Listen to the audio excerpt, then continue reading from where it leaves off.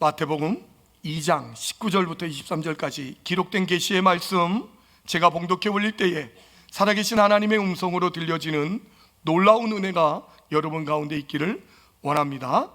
헤롯이 죽은 후에 주의 사자가 애굽에서 요셉에게 현몽하여 이르되, 일어나 아기와 그의 어머니를 데리고 이스라엘 땅으로 가라. 아기의 목숨을 찾던 자들이 죽었느니라 하시니, 요셉이 일어나 아기와 그의 어머니를 데리고 이스라엘 땅으로 들어가니라. 그러나 아켈레오가 그의 아버지 헤롯을 이어 유대의 임금됨을 듣고 거기로 가기를 무서워하더니 꿈의 지시를 받아 갈릴리 지방으로 떠나가 나사렛이란 동네에 가서 사니, 이는 선지자로 하신 말씀에 나사렛 사람이라 칭하리라 하심을 이루려 함이로라. 아멘. 저는 사실 시골 출신이에요. 고등학교 졸업할 때까지 피아노 반주로 찬양을 불러본 적이 없어요. 피아노가 없었으니까. 풍금 하나 있었는데 풍금 킬 사람도 없었고, 또 저희 교회 목사님은 시각장애인이어가지고 뭐 어떻게 할 수가 없었어요. 그래서 무곡, 무반주, 그래서 찬송을 배우고 불렀던 그런 고등학교 졸업까지.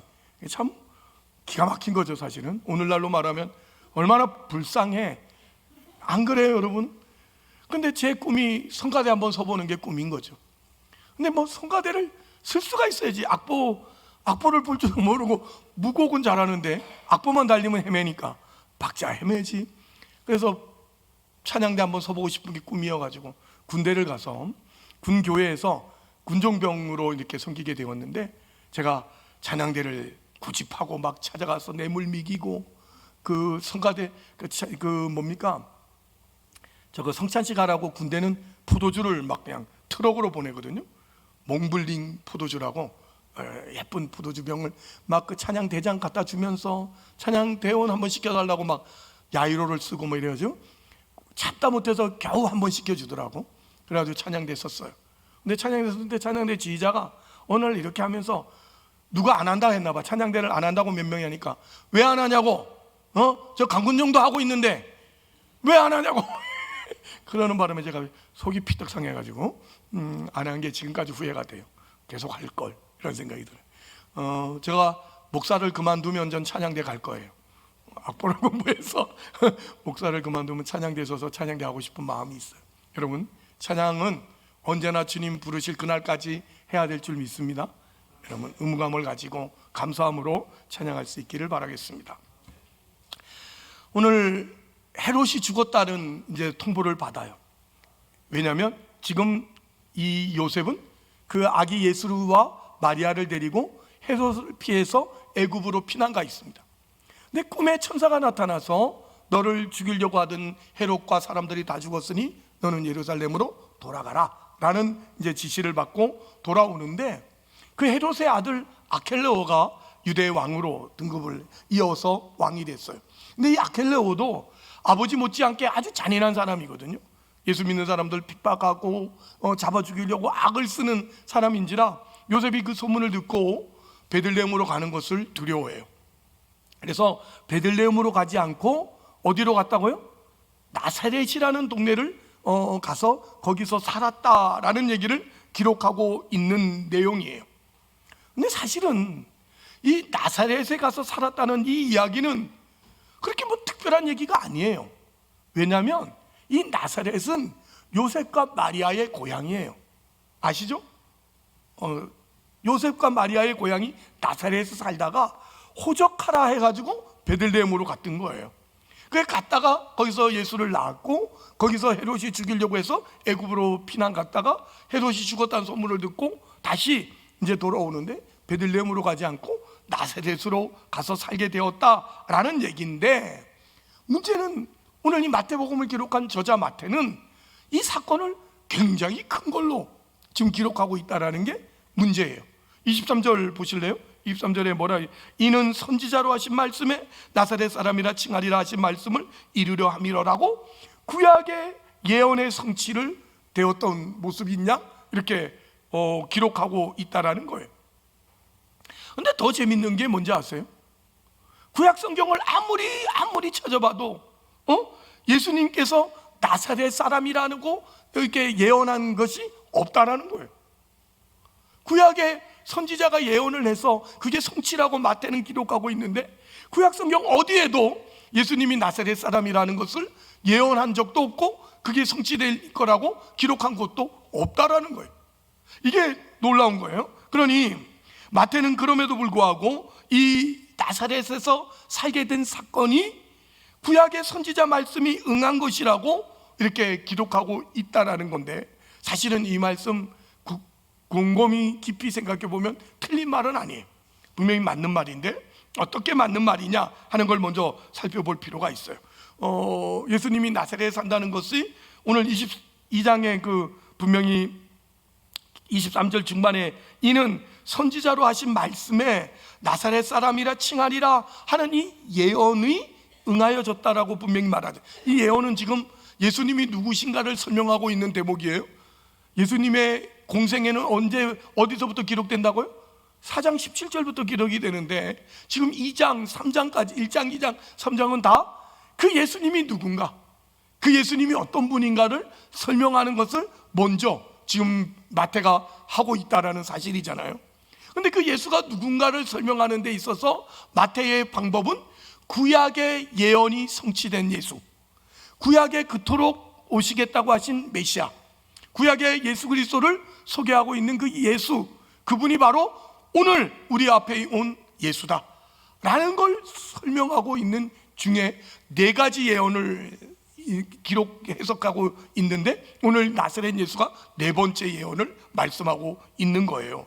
그런데 우선 이는 선지자로 하신 말씀에 나사렛 사람이라 칭하리라는 이 표현, 이게 사실 우리말 성경에 보면 정확하게 번역이 되지 않았어요. 헬라어로 정확하게 직역을 하면 이 성경 원문을 이렇게 표현해요. 이는 선지자들로 복수를 쓰고 있어요. 선지자들로 하신 말씀을 이룬 것이니 그것은 곧 나사렛 사람이라 칭하리라가 되어 있는 거예요. 뭐가 다르냐면 우리말 성경에는 구약의 어떤 한 선지자가 예수님이 나사렛 사람이라고 불려질 것이라 이렇게 예언을 했고 그게 응하였다라는 식의 기록이 되어져 있는데, 그러나 마태가 오늘 이 본문을 기록하고 있는 진리는 구약의 선지자들이 전체적으로 이야기하는 그 예언의 종합이 예수 그리스도가 나사렛 사람이라고 불리는 것에 이렇게 녹아 있다라는 것을 이렇게 지금 뜻하는 내용이라고요. 달라요. 사실은 우리가 우리말 성경으로 보면 한 선지자가 예수님이 나사렛 사람이라 칭하리라고 해서 어느 선지자가 그렇게 예언한 것이 응하인 것처럼 되어 있지만, 본 원문의 헬라어 원문을 보면 그게 아니고 마태가 지금 이걸 기록하는 것은 구약의 많은 선지자들이 이야기한 내용 중에 예수는 나사렛 사람이라는 거라는 것을 이렇게 종합적으로 녹여낸 해석적 차원이라는 것을 마태가 지금 기록하고 있는 거예요. 그러면서 다시 읽어보면 이래요. 이는 선지자들로 하신 말씀을 이룬 것이니 그것은 곧, 여기 그것은 곧이라는 것을 붙인 것은 말하자면 구약 성경에 이 인용된 구절을 글자대로 인용한 것이 아니고 어떻게 해요? 내용에 의하여, 선지자들이 예언한 그 내용에 의하여 이렇게 성취된 것으로 본인은 확인한다. 그것은 곧 이렇게 쓰고 있다는 뜻이에요. 그래서 우리가 먼저 이 나사렛 사람이라는 것이 어떤 뜻인지를 알아야 될 거 아니에요. 나사렛이라는 동네, 아까도 말했지만 요셉과 마리아의 고향이에요. 그런데 이 나사렛이라는 동네는 그 이스라엘 나라가 갈릴리, 요단강, 그 다음에 사해바다 이렇게 길게 늘어져 있잖아요. 그 중에 중북부 지역에 위치한 그런 동네인데, 이 나사렛은 굉장히 그 산골 마을이에요. 아주 그 시골, 그러니까 예를 들면 그 당시 그 그리스 사람들이 큰 상업을 이루거든요. 낙타떼를 이루고 뭐 이래서 그 사막길을 지나가고 대로를 지나가서 장사하는 모습을 한 번도 본 적이 없는, 볼 수 없는 산골 마을. 뭐 로마 군인들이 그냥 행렬을 이루어서 그냥 그 전쟁터에 나갔다 승리해서 돌아오는 그런 모습을 한 번도 볼 수 없는 그런 산골 마을, 거기가 나사렛이에요. 우리나라로 치면 강원도를 뭐라 부르죠? 강원도 사람을 뭐라 그래요? 제가 강원도 사람이에요. 함부로 말하지 마시고.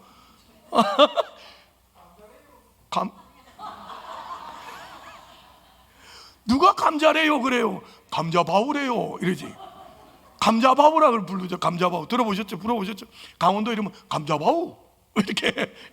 그러니까 그 감자바우라는 말이 뭐죠? 촌놈 이거잖아요. 이 촌놈이구나 이런 거예요. 여러분 그 웰컴 투 동막골 보셨어요? 보셨구나. 안 보신 분들 아직 있으면 반동입니다. 그 영화는 꼭 보셔야 되는데, 웰컴 투 동막골을 보면요, 거기에 이런 명대사가 나와요.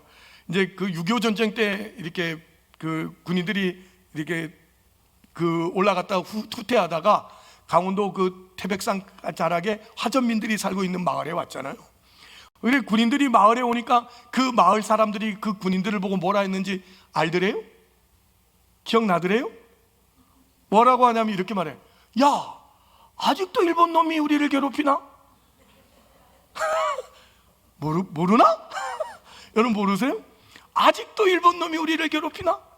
그러니까 이 사람들은 지금 일제시대 때 그 산골에 들어간 거야. 그리고 지금까지 사는데 6.25 때 이 군인들이 왔는데도 그게 아직 6.25인지도 모르고 뭔 일이 일어난지도 몰라. 사회적, 경제적, 정치적 어떤 일이 있는지도 모르고 그 산속에 사는데 갑자기 군인들이 나타나니까 아직도 일본 놈이 우리를 괴롭히나?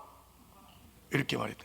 그 대사는 모르면 이 대사는 알 거 아니에요. 강혜정 씨가 여기에다 예쁜 꽃을 꽂고 이렇게 뭐라 그러죠? 뱀이가 물면 많이 아파. 야, 이거 모르는 사람들 있네. 우리 이제 전사님 이거 점심 때 우리 웰컴 투 동막골 좀 보여줘봐요. 왜냐면 그 웰컴 투 동막골 찍은 그 촬영지가 제가 살던 동네예요. 진짜 강원도 평창군 미탄면이라는 그곳에 갔다 와봤죠, 사모님? 다른 여자하고 갔나? 하여튼 갔다 왔는데 거기 저희가 살던 동네에 거기에 촬영지를 마련해 놓고 거기서 왜 그 수리탄 던져가지고 그 강내이 창고에 들어가가지고 하늘에서 뭐가 내려와요? 팝콘이 떨어지는 그런 장면이 웰컴 투 동막. 웰컴 투 동막골 얘기하니 눈이 차랑차랑해지는데, 아무튼 그 정도로 시골 마을, 거기가 나사렛이에요. 그러니까 이스라엘로 치면 촌놈이라는 그런 동네죠. 그래서 나사렛 사람 이러면 보잘것없는, 그게 뭐랄까 좀 약간 조롱거리가 되는 그런 곳이에요. 이게 성경에서도 나와요. 예수님께서 오셔서 그 제자를 삼들 때 빌립이란 제자를 부르셨잖아요. 그래서 빌립이 예수님을 만나고 너무 기쁜 나머지 빌립의 친구 나다넬에게 가서 나다넬아 나는 메시아를 만났다. 이랬더니 나다넬이 뭔 소리야? 누가 메시아란 말이야? 이랬더니 나사렛 사람 예수야. 그렇게 나다넬이 얘기했더니 나다넬이 피식 웃으면서 콧웃음을 치면서 뭐라 그랬죠? 야, 나사렛에서 무슨 선한 것이 나오겠느냐? 하고 대답을 했어요. 그게 무슨 말이죠?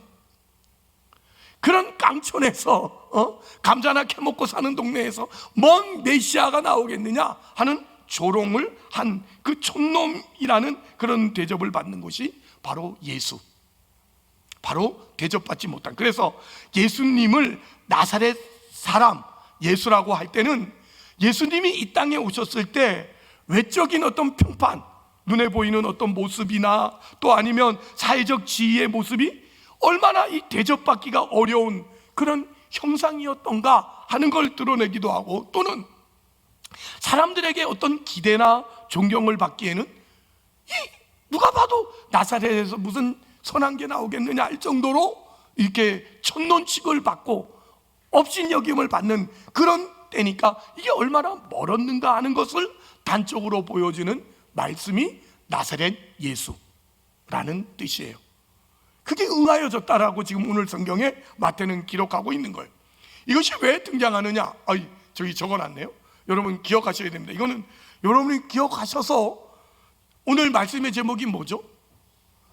나사렛 예수 콤모 찍었어요. 왜죠? 나사렛 예수, 그 예수와 우리는 같은 거라, 이거를 설명하고 싶은 거예요. 함께 읽어봅시다. 시작. 나사렛 예수는 예수님이 이 땅에 오셨을 때에 외적 평판과 사회적 지위와 모습이 얼마나 대접받기에 어려운 그런 형상이었는가, 또는 사람들에게 기대나 존경을 받기에 얼마나 거리가 멀었는가 하는 것을 단적으로 보여주는 말이다 이거죠.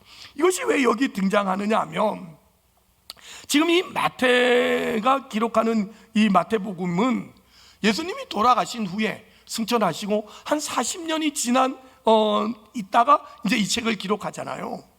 그때까지도 이스라엘 사람들은 오신 예수가 메시아라는 걸 믿지 않았어요. 그때까지도가 아니라 지금까지도 안 믿죠. 사실은 이스라엘 사람들은 오신 예수가 2000년 전에 오신 예수가 메시아라고 믿습니까? 안 믿습니까? 그들은 아직도 초림 예수를 기다리고 있어요. 우리는 누굴 기다리고 있죠? 재림 예수를 기다리고 있고, 이게 너무도 다른 거예요. 그들은, 이스라엘 사람들은 다 자기들은 선민이고 자기들은 이미 구원을 받았다고 여기니까 오시는 예수, 오시는 메시아는 저 나사렛에서 오시는 예수가 아니고 어떻죠? 정치적 해방자로 오실 거라고 생각해요. 경제적 이렇게 그 해결자로 오실 거라고 생각해요. 그래서 백마 타고 오는 왕, 그게 메시아라고 기다리고 있는데, 예수는 어떤 모습으로 왔어요? 십자가 지는 모습으로 왔잖아요. 아니, 예수가 왕궁에도 안 태어나고 부잣집에도 안 태어나고 어디에 태어나죠? 마구간에 태어나요. 이런 예수가 메시아일 거라고는 상상도 할 수 없어요. 거기 태어나더니 꼴에 또 어디 살아요? 나사렛에서 살아요. 감자바우. 여러분이 저를 무시하는 것처럼, 여러분 저 눈을 보면서 저를, 오늘 내가 감자바우 얘기했더니 메콘트 통막걸 얘기했더니 저를 2명이 이렇게 보고 있네 지금. 아이고, 개천에서 용 났네. 야, 저 촌놈이 통영 땅에 와서 큰 목회를 하네, 뭐 이렇게 하는 것 같은데, 아무튼 괜찮습니다. 아무튼 이게 성경적이라고 저는 믿기 때문에 괜찮은데, 아무튼 여러분, 이 정치적 해방을 이루어줄 해방자로 기다리고 있고, 자기들을 이렇게 건져서 다윗 왕국을 형성할 거라고 그렇게 기다리고 있는 사람들에게 예수님이 오신 이 모습은 정말 말도 안 되는, 우리가 믿는 예수는 죄짐을 지고 온 속죄 양으로 오시잖아요. 속죄 양으로 오시는 것을 그들은 아직까지도 받아들이지 못하고 있는 거예요. 그걸 마태가 그 당시 직시하고는 이것이 이 오신 예수가 구약 성경 내내 오시겠다고 하신 예수의 모습이다, 이 모습이 진짜 성경이 예언한 메시아의 모습이라는 것을 이렇게 설명하고 싶어 하는 거예요. 그래서 예수님께서 이 땅에 오셔서 하신 첫 번째 사역이 뭐죠? 첫 번째 사역이 정치적, 사회적인 어떤 일이 아니고 영적이고 내적인 것을 하기 위해서 죄를 용서하는 일을 먼저 하시잖아요. 죄를 용서하시고 어린 양으로 오셨다는 것이 초림의 초점이에요. 예수님이 이 땅에 오신 초림의 그 초점을 우리 가운데 확인하고 있어요. 이 부분 성경에서 이미 여러 군데에서 이렇게 설명을 하고 있는 부분이잖아요. 오늘 성경 23절에도 선지자로 해서 이 단수로 나와 있지만 어떤 특정한 선지자가 한 예언이 아니고 어떻다고요? 복수로 되어 있어서 선지자들이 이 부분에 대해서 이미 여러 차례 예언했던 거다 이거죠. 예언했던 거다. 그것이 이루어졌다. 예수님이 오시는 모습은 왕으로 오시는 것이 아니라 먼저는 속죄 제물로 오셔서 피하된 모습으로, 처량한 모습으로, 우리가 보기에도 촌놈처럼 그렇게 오신다라는 것을 표현을 짓고 있는 거예요. 못 믿는 것 같으니까 우리 보고 갑시다. 시편 22편 한번 가봅시다.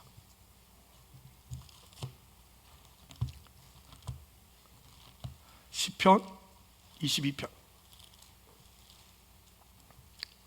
187편이네요. 817면이네요. 817면. 시편 22편 1절부터 8절 말씀 우리 교독해 봅시다. 한 절씩 교독하여 읽었으면 좋겠어요. 시편 22편 1절부터 8절 한 절씩 교독합니다. 내 하나님이여, 내 하나님이여, 어찌 나를 버리셨나이까?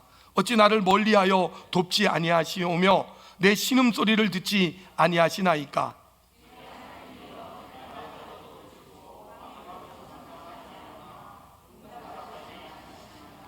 이스라엘의 찬송 중에 계시는 주여, 주는 거룩하시니이다.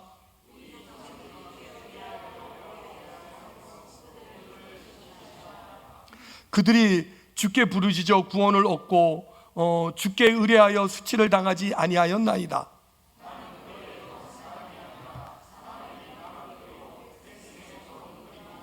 나를 보는 자가 다 나를 비웃으며 입술을 삐죽거리고 머리를 흔들며 말하되 그가 여호와께 의탁하니 구원하실걸, 그를 기뻐하시니 건지실걸 하나이다. 아멘. 이건 물론 다윗이 고난 중에 하나님을 부르짖는 기도문이에요. 그러나 이 기도문은 다윗 개인의 어떤 형편과 처지를 드러낸 게 아니라 어떡하죠?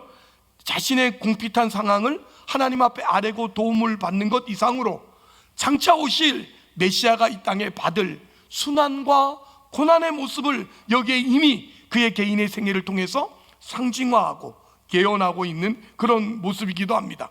여기 1절 말씀, 22장 1절 말씀, 내 하나님이여 내 하나님이여 어찌하여 나를 버리셨나이까? 이 말 뭐죠? 예수님께서 십자가 위에서 어떻게 그 부르짖었던 유명한 말씀이잖아요. 한번 헬라어로 해볼까요? 시작. 엘리 엘리 나마 사막다니, 하나님이여 아버지여 어찌하여 나를 버리시나이까? 이 말씀을 시편 22편의 1절 말씀을 예수님이 직접 인용한 그런 말씀이에요. 그러니까 오늘 이 시편 22편에 있는 내용들은 다 예수님께서 당하신 그 고난을 여기 분명하게 이렇게 묘사하고 그게 성취되었다는 것을 예수님을 통해서 보여주는 거예요. 6절 뭐라? 나는 벌레요 사람이 아니라. 예수님은 벌레 취급을 받았어요. 어느 정도였죠? 빌라도가 예수님을 놓아주려고 했잖아요. 그래서 6월절이 되었으니까 내가 죄인 하나를 풀어주는데 이 예수를 풀어주겠다. 그랬더니 이 유대인들이 뭐라고 하죠? 바나바를 요구하잖아요. 그 당시 바나바가 누구예요? 살인자 중에 살인자. 정말 그 인간 말종인 사람을 이야기할 때 쓰는데 그런 사람을 살려주고 예수를 십자가에 못 박으라고 외치는 모습을 우리는 기억합니다. 그러니 예수님은 이 땅에 오셔서 인간 취급도 받지 못하는 그런 모습을 발해요. 그래서 사람의 비방거리요 백성의 조롱거리니이다. 나를 보는 자는 다 나를 비웃으며 입술을 삐죽거리며 머리를 흔들며 말하되 그는 여호와께 의탁하니 구원하실걸, 그를 기뻐하시니 건지실걸 그랬다는 거예요. 그러니까 예수님께서 십자가에 달리셨을 때 사람들이 얼마나 조롱을 했어요. 여러분 다 비웃으면서 어떻게 했죠? 저가 남은 구원하면서도 자기는 구원하나 못하나 보자 삐죽거리고 조롱하고 그랬잖아요. 그러면서 손가락질하면서 뭐라 그럽니까? 네가 만일 하나님의 아들이면 내려와봐, 그럼 내가 믿어줄게 이러면서 조롱하고 놀리고 예수님이 십자가 달리기 전에 그 채찍을 맞고 이럴 때 로마 군인들이 예수님 눈을 가리고는 예수님 뺨을 딱 때리더니 누가 때렸는지 맞춰보라고 그렇게 놀리는 이런 일들이 얼마나 많이 일어났는지 몰라. 이런 식으로 조롱받고 무시당하고 업신여기는 예수님. 성경이 이미 메시아가 오셔서 사역을 담당하기 위해서 어떤 순환과 어떤 고난을 통과해서 우리를 구원하실 것이라는 것을 말씀하셨지만 이 이스라엘 백성들은 설마 메시아가 그런 모습으로 올 거라는 것은 상상도 못 해본 그들의 고정관념, 그들의 어떤 편견이 그렇게 만들어 놓고야 말았다는 사실 아닙니까? 한 번 더 찾아봅시다. 이사야 53장. 여러분 시편 뒤에 조금 더 넘어가서 예레미야 다음에 이사야 53장. 구약성경 1033면이네요. 여러분은 잘 아는 이사야 53장.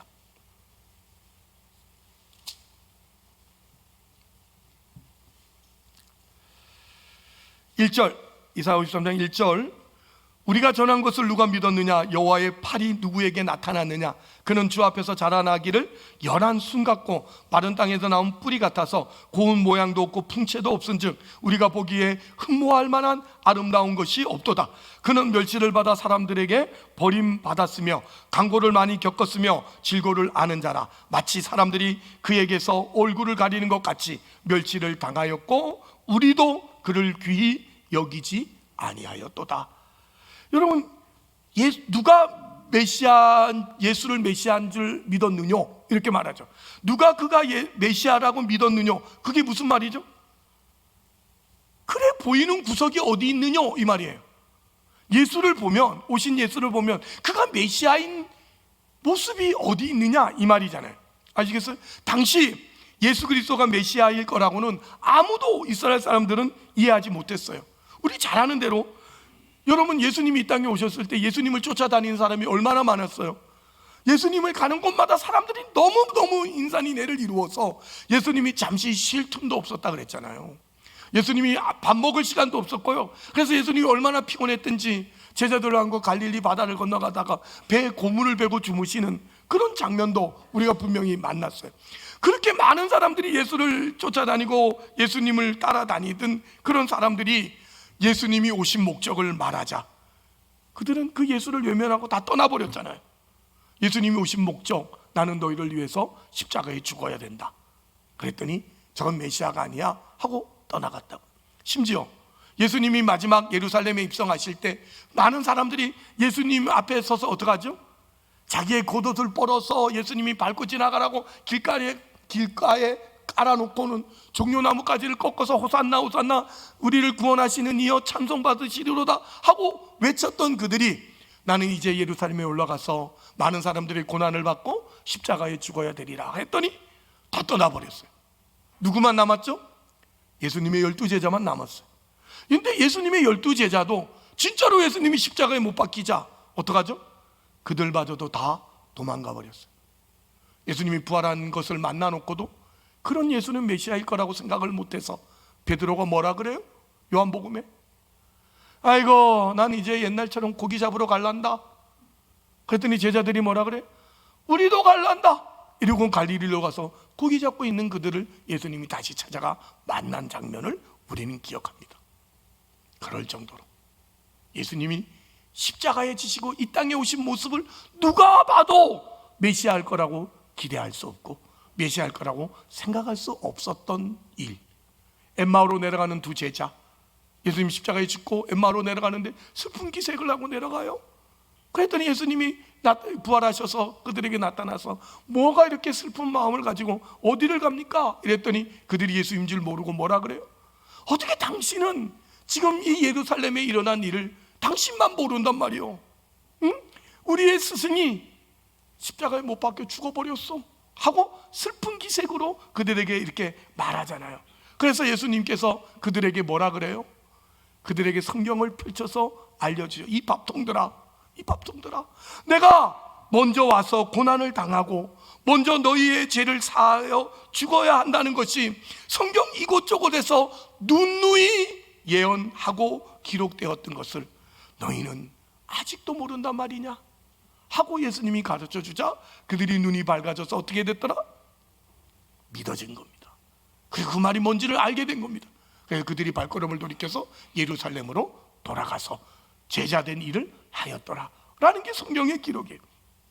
오늘날 우리가 사실 여러분 저 믿지 않는 사람들 앞에 가서 예수 믿으라고 소개하면 저 믿지 않는 사람들이 뭐라 합니까?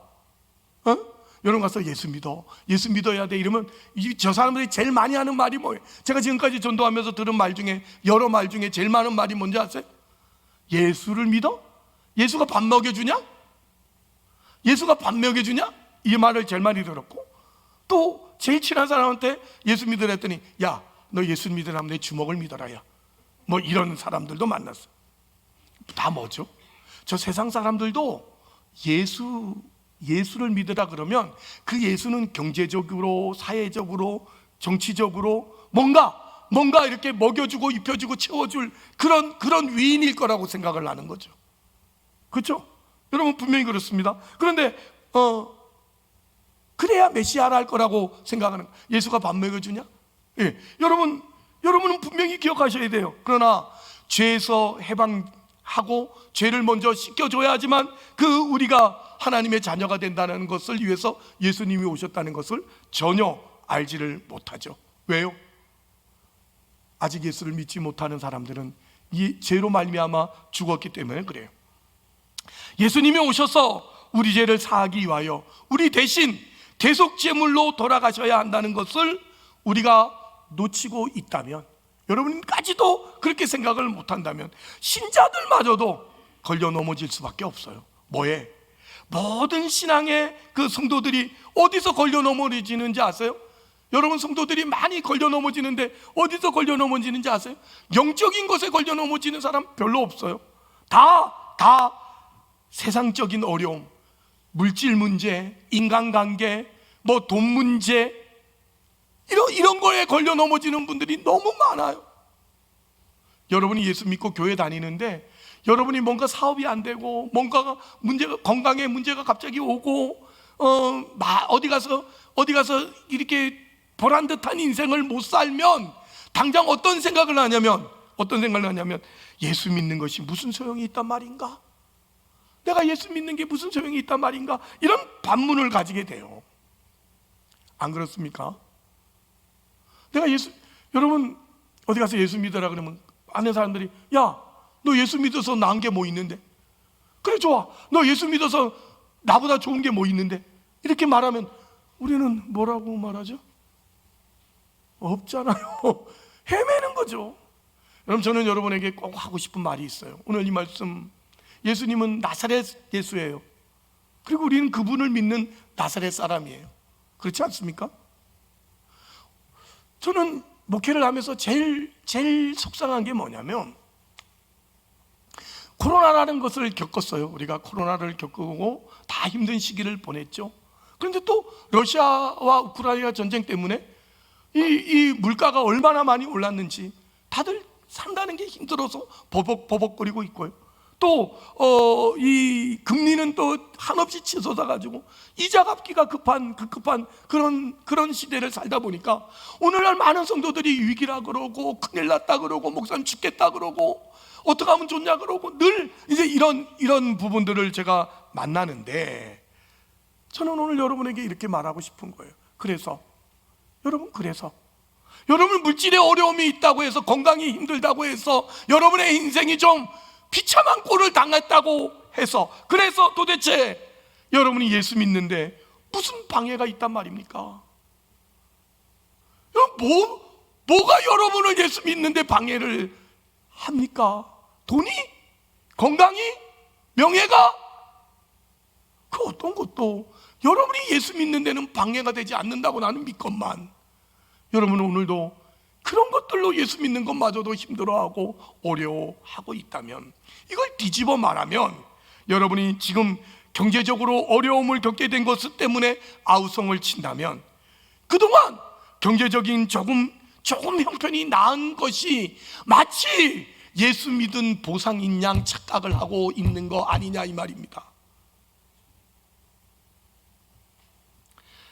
우리는 지금 아주 큰 위기를 당한 것 같이 아우성을 칩니다. 그러나 그래서 여러분이 어려워서, 여러분이 위기라고 생각하고, 여러분이 지금 힘들어서 결국 하나님을 의지하는 것이 복이라는 것을 아는 지혜를 배우게 되는 것 아닙니까? 우린 그런 자리에 있는 하나님의 자녀이라고 저는 그렇게 생각합니다. 저는 오히려 여러분 주머니에 돈이 조금 있는 게 더 위험한 거 아니냐고요. 돈 좀 있다고 끝이 되고, 어디 돈 있다고 어디 말이나 함부로 하고 사람들을 알로 보고, 그런 예수를 의지하지 않고 그 조금 있는 돈 의지하며 살아가는, 그게 더 위험한 거 아닙니까? 그게 더 위태로운 거 아니에요? 그럴 때 아우성 치는 사람은 아무도 없고, 조금 어렵다고, 조금 힘들다고, 여러분 마치 예수도 못 믿을 것처럼, 교회도 못 나오는 것처럼 그렇게 굴면 정말 우리 한번 생각을 다시 해봐야 돼요. 하나님께서도 예레미야 선지자에게 이런 모습을 이미 아시고 예레미야 선지자에게 마지막으로 경고하시고 그 질책했던 내용이 있었어요. 그게 예레미야 7장이에요. 오늘 점심 다 드시고 가시되 점심값을 합시다. 오늘 점심값은 예레미야 7장을 읽는 겁니다. 아시겠어요? 오늘 점심값은 뭐라고요? 예레미야 7장을 읽는. 예레미야 7장을 안 읽고 점심 읽은 분, 점심 먹었는데 예레미야 7장을 안 읽은 분, 하시다. 말은 대답을 못하겠고 아무튼 꼭 읽어주시기를 바라는데, 예레미야 7장에 이런 얘기가 있어요. 너는, 예레미야 보고, 너는 예루살렘 그 성전 앞에 서서, 여호와의 전에 서서 지나가는 모든 백성들에게 이같이 경고해라. 너희는 이것이 여호와의 전이라, 여호와의 전이라, 여호와의 전이라는 거짓말에 속지 마라. 이것을, 거짓말을 믿지 마라, 이게요. 이게 무슨 뜻이죠? 이스라엘 백성들은요, 자기들이 가진 힘을 다해서, 정성을 다해서 뭐를 지었죠? 성전을 지었어요. 성전을 지었어요. 그러나 그들은 그 성전 지은 것으로 자기들의 할 일을 다 했다고 생각을 해요. 실제로 하나님 의지하고 살고, 죄를 멀리하면서 살고, 하나님의 말씀대로 사는 데는 전혀 관심이 없고, 성전 지을 때 자기 가진 재산 다 내놓고 거기 가서 일하고 뭐 이런 걸로 자기 할 일 다 했다고 생각하는 이스라엘 백성들. 이스라엘 백성들, 그것이 지금 너희를 속이고 있는 거다, 이렇게 말하는 거예요. 우리들도, 저와 여러분도 혹시 경제적으로 조금 여유가 있을 땐 그래도 마음껏 헌금이라도 좀 할 수 있고, 가난한 선교사가 오면 선교사에게 가 선교비 쓰라고 얼마를 집어줄 수 있는 그런 일들 몇 가지로, 돈으로 떼어놓을 수 있는 몇 가지로 할 일 다 했다고 생각하는 것이라면, 그때는 괜찮았다고 생각하고, 지금은 돈이 없어서 헌금도 맘대로 못 내고, 교회 봉사도 맘대로 못하고, 이렇게 생각하는 여러분의 입장과 처지라고 생각한다면, 여러분은 지금 성경이 예수가 나사렛 사람이라고 말하는 것이 뭔지 모르는 사람들이에요. 우리가 믿는 예수가 나사렛 예수라는 것이 뭔지를 모르는 사람들이라고. 오늘도 고작 예수 믿은 게 주머니에 돈 몇 푼 사지고 살, 그런 것 때문에 예수 믿은 그런 사람밖에는 안 되는 그런 모습이에요. 우리는 먼저 죄로부터 해방을 받아야 하고, 그 일을 우리가 해결할 수 없어서, 죄는 우리가 해결할 수 없잖아요. 죄의 값은 사망인데 해결할 수 없어서 누가 오셨다는 거예요? 지금 메시아 예수가 오셨다는 거 아닙니까? 그래서 예수님은 처음부터 죽으러 오셨어요. 예수님은 처음부터 십자가에 죽으러 오신 거예요. 예수님이 오셔가지고 우리를 달래보고 가르쳐보고 뭐 얼레보고 이래서 안 돼서 하다 안 돼서 아이고 내가 죽어야겠구나 하고 죽은 게 아니고, 예수님은 처음부터 십자가를 지러 오셨어요. 그래서 세례 요한이 예수님을 보고 뭐라 그래요? 제일 먼저 예수님을 보고 세례 요한이 뭐라 합니까? 보라, 세상 죄를 지고 가는 하나님의 어린 양을 보라, 이렇게 말하잖아요. 예수님은 세상 죄를 지고 가는 어린 양, 속죄 제물로 오신 거예요. 그래서 오늘날 이 문제, 예수 그리스도가 왜 오셨는가 하는 문제를 분명하게 하고 지나갈 필요가 있어요. 아까 이사야 53장을 찾았잖아요. 4절 말씀 보세요. 4절 말씀 더 봐요. 그는 실로 우리의 질고를 지고 우리의 슬픔을 당하였거늘 우리가 생각하기를 그는 징벌을 받아 하나님께 맞으며 고난을 당한다 하였노라. 그가 찔림은 우리의 허물 때문이고 그가 상함은 우리의 죄악 때문이라. 그가 징계를 받음으로 우리가 평화를 누리고 그가 채찍을 맞음으로 우리가 나음을 받았도다. 우리는 다 양 같아서 그를 행하여 각기 제 길로 갔거늘 다 같이 여호와께서 우리 모두의 죄악을 그에게 담당시키셨도다. 아멘. 이 문제 분명히 하고 오늘 말씀 마쳐야 될 것 같아요. 예수 그리스도께서 오신 것이 오늘 우리를 만들고 우리를 이 자리에 있게 했다는 것을 인정하신다면 그 인정의 내용도 분명히 해야 됩니다. 우리는 예수 그리스도의 죽음으로 하나님의 자녀가 되었고 이제 그의 재림을 기다리는 사람들이에요. 아멘. 그러니 예수님의 초림은 무엇 때문에 오신 겁니까? 우리의 죄를 용서하시려고 왔고 우리를 죄로부터 해방시키려고 오신 거예요. 그러니까 예수님의 초림은 구원을 이루러 오신 거예요. 왜 이 말씀을 드리냐면, 그러면 예수 믿는 보상은 언제 있는 거예요? 예수 믿는 보상은 언제 있는 거예요? 재림 이후에 있는 겁니다. 그래서 우리가 죽도록 재림을 기다리는 것이다. 오늘도 반복되어 주님 재림 언제 오시나, 주님 언제 재림하시나를 기다리는 이유는 오늘 예수 믿는 보상이 주님 재림해서야 이루어지는 것을 아는 사람들이기 때문이라 이 말씀입니다. 근데 우리는 왜 자꾸 주의 초림과 재림 사이에서 보상을 받으려고 하냐고요. 고작해야 세상 것으로 보상받으려고 하는 이 안타까움은 너무도 속상한 거예요. 예수 믿어서 고작 돈 몇 푼 더 받고 예수 믿어서 고작 몇 년 더 살고, 그게 예수가 이 땅에 오셔서 우리를 위해 십자가 죽으신 것이라고 생각하신다면 이건 너무도 성경을 모르는 거고 신앙이 없는 것이 옳시다. 저는 여러분에게 다시 한번 도전을 드리고 싶어요. 여러분, 예수님이 이 땅에 오신 것은 분명히 우리를 구원하시고 우리를 하나님의 자녀로 만들기 위한 겁니다. 그리고 하나님 나라를 바라보고 주님이 다시 오시면 말로 다 할 수 없는 영광을 우리 가운데 더딥혀 주실 거라는 것을 믿고 있는 것이 예수 믿는 사람이에요.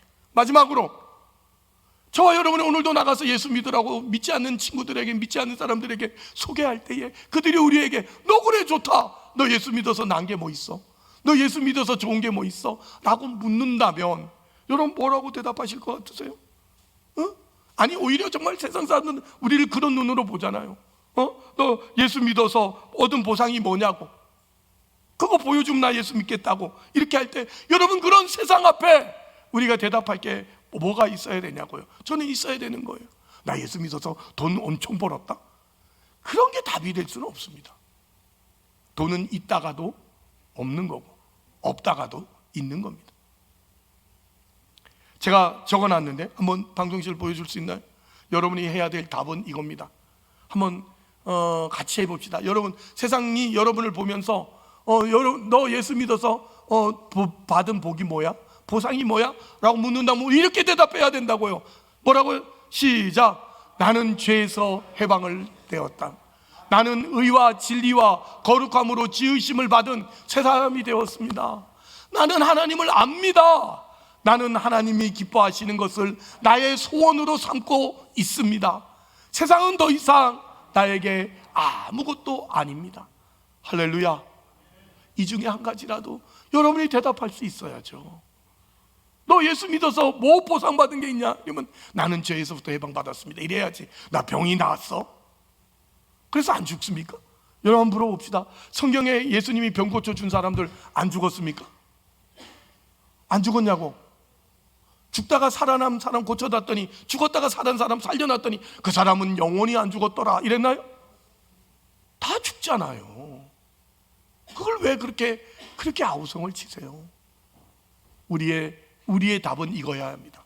나는 죄에서부터 구원을 받았습니다. 나는 의와 진리와 거룩함으로 지으심을 받은 새 사람이 되었습니다. 나는 하나님을 압니다. 나는 하나님이 기뻐하심을 나의 소원으로 삼고 있습니다.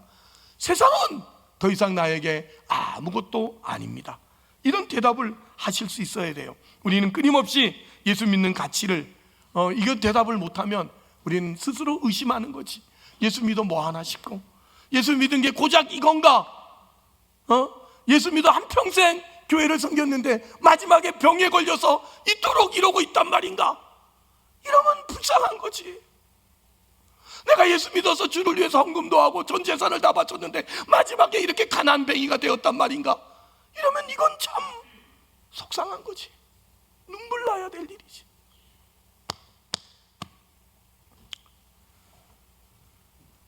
세상을 외면하자는 말이 아니에요. 우린 세상에 살고 있잖아. 주님 오실 그날까지 이 세상에서 살아야 돼요. 그러나 우리가 사는 목적, 우리가 버는 목적, 여러분이 돈을 버는 목적이 뭐여야 돼요? 더 예수 믿는 사람으로서 더 훌륭하게 되기 위해서지, 남보다 더 잘 먹고 잘 살고 떵떵거리려고 돈 번다 그러면 불쌍한 겁니다. 그 돈이 여러분을 지켜주지 못합니다. 저는 분명히 압니다. 여러분이 오늘도 인생의 어려움을 겪으면서 그게 나를 어떻게 깎아내고 어떻게 다듬어서 어떻게 하나님을 닮은 사람으로 만드냐를, 그리고 하나님의 은혜를 채우다는 것을 모르면 세상은 끊임없이 우리를 위협하고 우리를 유혹할 겁니다. 그러나 이 모든 삶의 현장에서 우리가 부딪히는 모든 사건이 하나님의 사람으로 만들어가는 과정이요 훈련이라는 것을 안다면, 그것이 돈이든 건강이든 명예든 능력이든 재산이든 무엇이든 간에 영적인 것을 다듬는 데 쓰일 도구라는 것을 안다면 우리는 오늘도 하나님 앞에 감사할 수 있습니다.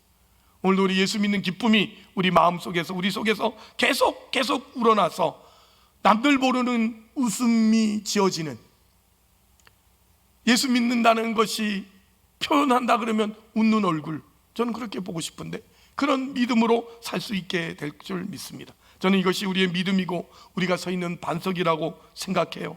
여러분, 나사렛 예수, 그 안에 우리가 새 사람이 되었고 우리도 나사렛 예수를 믿는 나사렛 사람이 된 거예요. 그날까지 주님이 이제 오셔서 우리를 복주고 보상할 그날까지 우리가 예수 그리스도를 의지하고 그분을 따라서 그분의 손길 속에 붙들렸다는 것을 알고 세상이 못 알아줘도 하나님은 알아준다라는 기쁨을 가지고 여러분이 오늘도 신앙에 큰 주장이 있고 신앙에 큰 힘이 있기를 주의 이름으로 축복합니다.